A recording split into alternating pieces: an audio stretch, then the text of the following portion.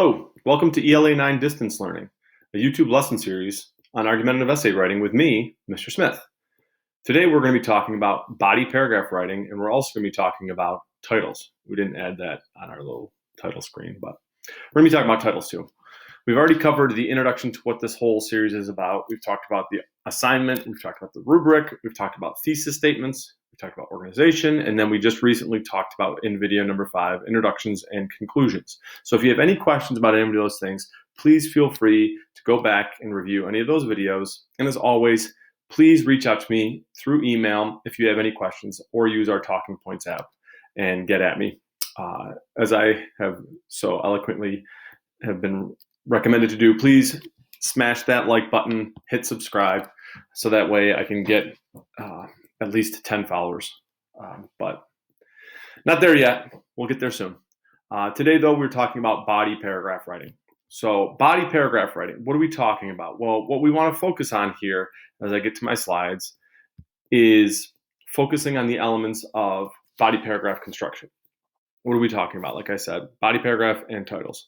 Well, when we're talking about body paragraph writing, we're talking about the basics of the things that you want to say and the things that you're trying to prove. We said already in the introduction that you're going to hit on your thesis statement. The thesis statement is your main claim of your paper. And then beyond that, you want to talk about in your body paragraphs why you're right. And you use that with evidence from your research, and you back it up and you analyze it and you explain it. So that's really what your body paragraphs are meant to do. So as we look at this, body paragraphs build upon that main claim that you have in your paper, right? So you've explained it in your introduction. You, as we've said before, you tell me what you're going to tell me, and then you explain that through the construction of those body paragraphs.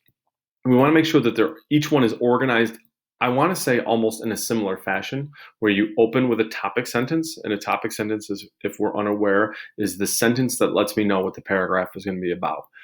For this, it's a reason. Like, what's one reason why your claim is correct? One reason why my claim is correct is because, and then provide a piece of evidence, and then use that evidence and find something off the internet or in research to explain it, and then tell me in your own words why that evidence proves this point. So we want to provide, I'm going to move myself a little bit over so you can see the rest of this. I'm not going anywhere. Again, provide that brief explanation for recent developments of this topic in those body paragraphs, so that we as an audience can understand where you're coming from, why this topic is so complex, why it's so significant, and why you're speaking to it. Those are the things that you really want to hit on in your body paragraphs. There's some, I don't want to say disagreement, but there's some argument, for lack of a better term, as to which order your content should go in. Do you put your best paragraph first? Do you put your strongest piece of evidence first, or do you put your strongest piece of evidence last? And there's really a lot of good arguments for both sides. I can't say one is better than the other, because some people believe one thing, some people believe another. I believe personally that I like to start off with a strong piece of argumentation, and I don't really want any of my evidence to be weak.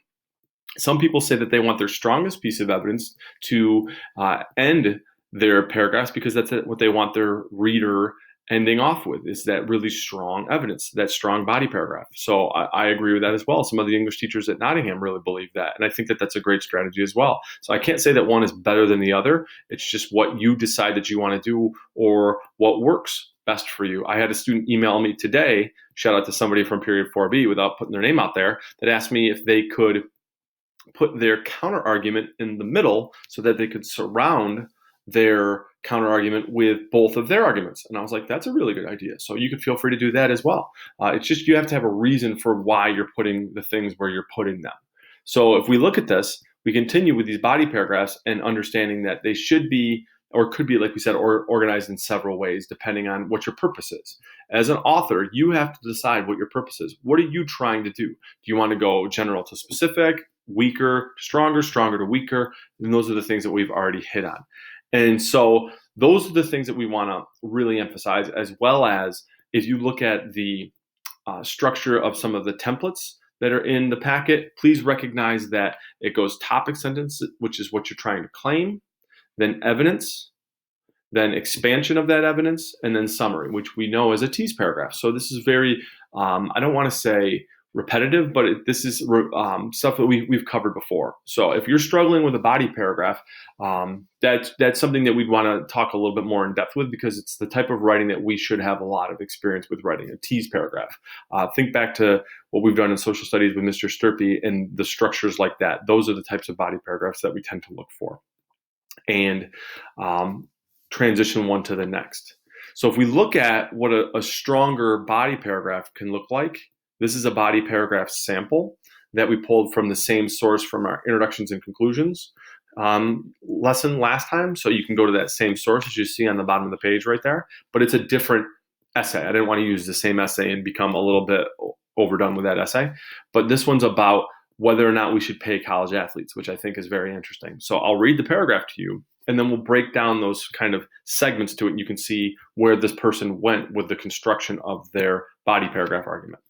Proponents of the idea, again, the idea that athletes should be paid, believe that because college athletes are the ones who are training, participating in games, and bringing in audiences, they should receive some sort of compensation for their work.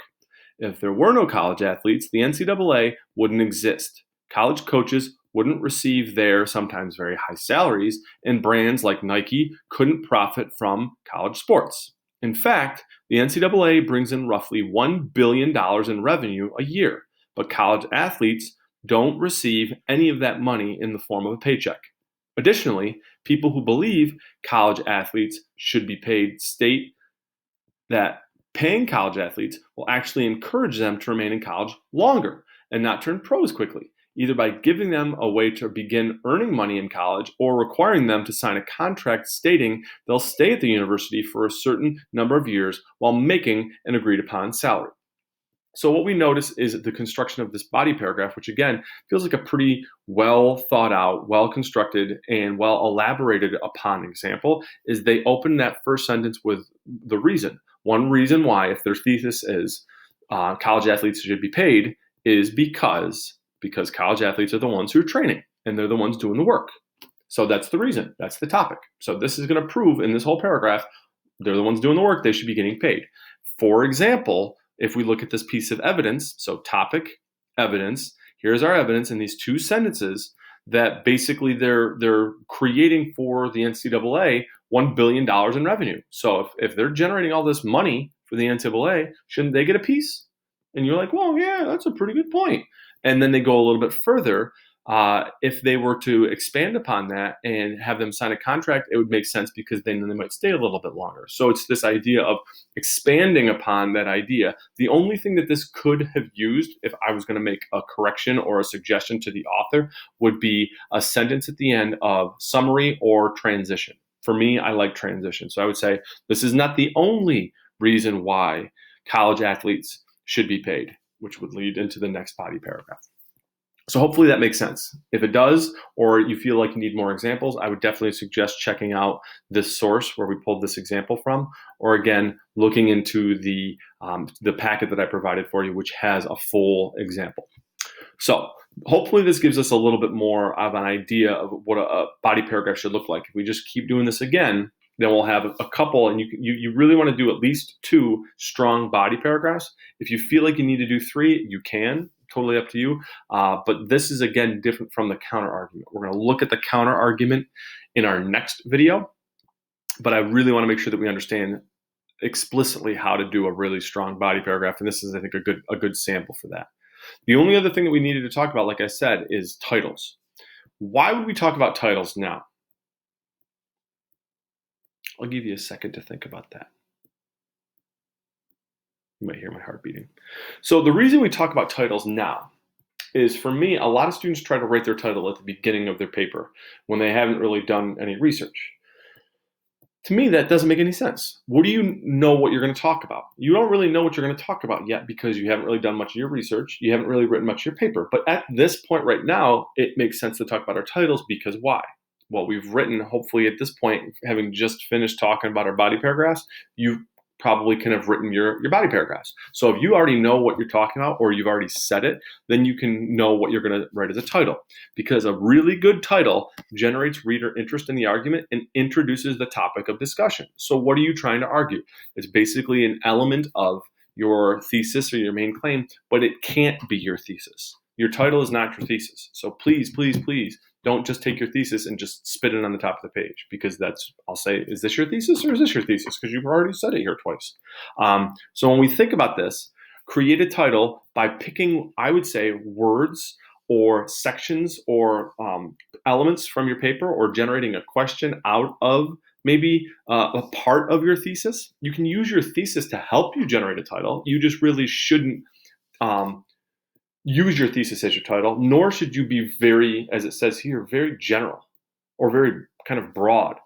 COVID, like if you're going to do the COVID-19 versus the plague, COVID, that's not a title, it's a topic, right? So we don't want to use that as our title, and we don't want to use, a lot of people will be like blank versus blank, like it's a battle. No, we don't want it to just be one thing versus the other.